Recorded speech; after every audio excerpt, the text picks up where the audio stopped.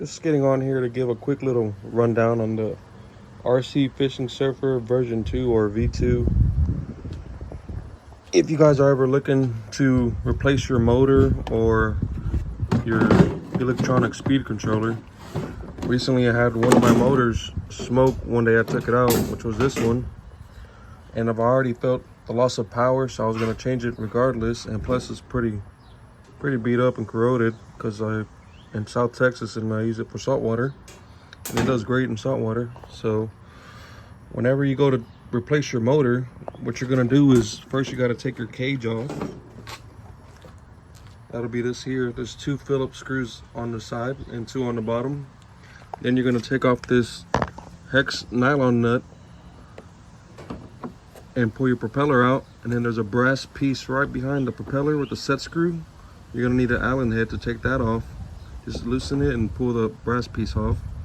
Then right behind that is a black hex nut that is your last thing you're gonna have to take off right before you come inside and pull the motor out from the inside. But I ran into a problem where I guess when they assembled this, they tightened that, they torqued it down pretty good, that hex nut, and when I was loosening it, when I was pulling down, it was kind of breaking the hole a little bit. You can see it's pretty recessed, about a fingernail deep. So I'm gonna have to fix that before I have to put this motor back. And this is about 2 years of owning it, a little bit over a year and a half.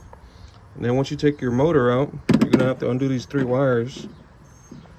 And when you go get your new motor, after ordering it for about 50 bucks, 36 plus shipping, you're gonna have to take off this black cover here with 4 Phillips head screws. There's 1, 2, 3, and 4.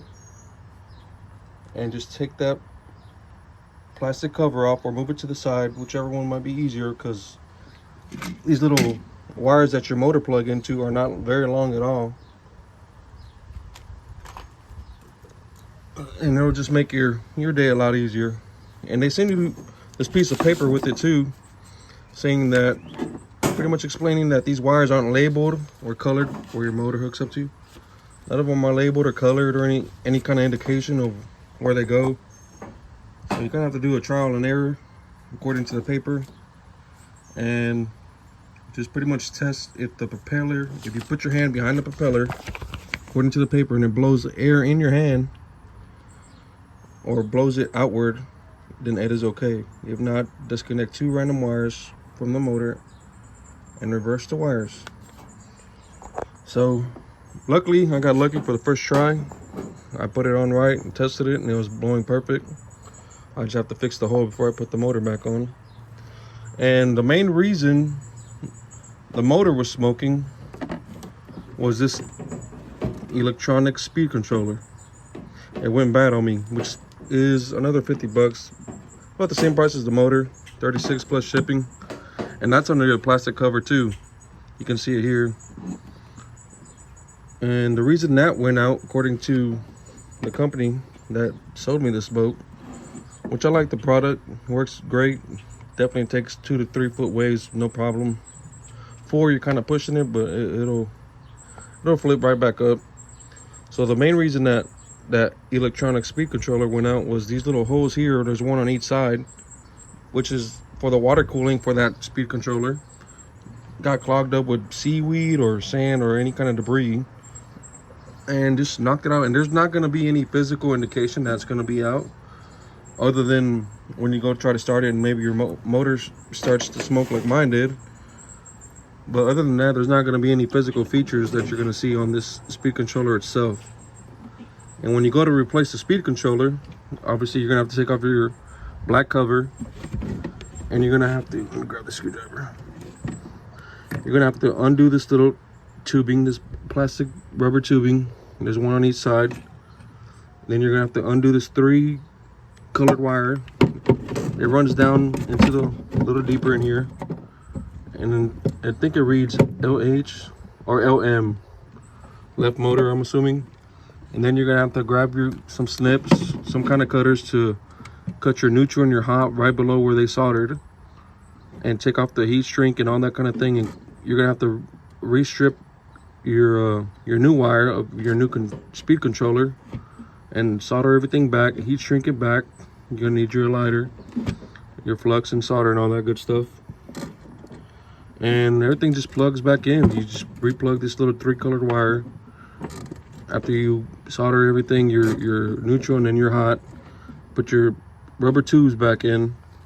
And just be careful when you go to pull this thing out. It's only held up by double-sided sticky tape, which is right here, which I'm also going to replace just for clear conscience. Just try not to yank it too hard when you go to replace it. You don't want to pull any wires or even these rubber tubings out and kind of rip them or anything. And that's pretty much how you replace that. Everything just snaps back on. Like I say, you just double side this tape back and then put your black cover back on with the 4 screws. And you put your motor back on. You probably put your motor back on before you put the cover on, but that's how you replace those 2 things. And then another issue that I had with it, which is not a big deal, I did have to buy a new trunk, not knowing what the problem was because it wouldn't lock anymore. This is for when you put your bait in there. Put your bait inside this little trunk here. Then you put your swivel here so your weight doesn't get caught on it and get tangled up or anything. So basically, to mitigate that before you go and buy a new trunk, is there's a stainless hex screw here. Let me see, right here. That if you loosen that, and then this rod that goes all the way back is for the trunk. So if you can see a little hair sticking out here, usually it was a little longer, but like I said, if you loosen this and move it back a 1/16 or a 32nd of an inch, it should work. Like that's what fixed mine, and that might be able to save you some money. So that's another little trick that I learned when I called about something else I can't remember. But other than that, I haven't had any other issues. If it was just the motor, I mean, I'm pretty sure this motor is still good, but like I said, it's all corroded and nasty. So I was just gonna, and it was like, I felt the loss of power. It was pulling really hard to the right. So I was gonna change it anyways, even after the smoking or before the smoking situation. And I realized my speed controller was out. So that's not hard to fix at all. Really easy. Just, you know, you want to get you a good, make sure you get you a good seal on these neutral and your hot wire in case any moisture gets in there. And that's about all I got, guys. I'll give you guys the website here. Give me a second. Here's our website and our phone number if you're looking for spare parts or even the boat itself. This is just the standard version, not the fish finder version. And I would probably order the fish finder maybe a day late, another day in time. And thankfully it wasn't the battery, because the batteries runs you about $200. I don't think that includes shipping. So it'll run you a little bit. So thankfully it wasn't the battery, it was the electronic speed controller here. And that's pretty much how you replace it. And I would assume it's the same on the other side, but I haven't opened that side yet, so I really don't need to. I just need to fix the hole here whenever that hex nut was on there too tight. And I'm not trying to bash the company or anything. Like I said, I like the product. I just want them to be aware of that. There's nothing really I can do. That's the only way to really take out the motor, is to loosen that thing. But so what I'm gonna do is just kind of get some marine, I don't know, some kind of marine adhesive or epoxy, and make a mold inside with maybe like Play-Doh or something my daughter has laying around, and then just cover it back up, sand it down, probably real drill this hole again. I'll just get my micrometer and see what size hole that is. Looks about a 1/2 inch or 3/8, but yeah, that's the only issue that I had so far. Like I said, after about 2 years, it's not a bad deal there. If it was just a controller, I would only be looking at a $50 repair, and that's just the motor, like I said. And it comes with hardware too. The little brass and the nylon nut does not come with an extra prop, so just try to take care of your props and make sure you grease your propellers every day after the use on the same day, and run it through clean water.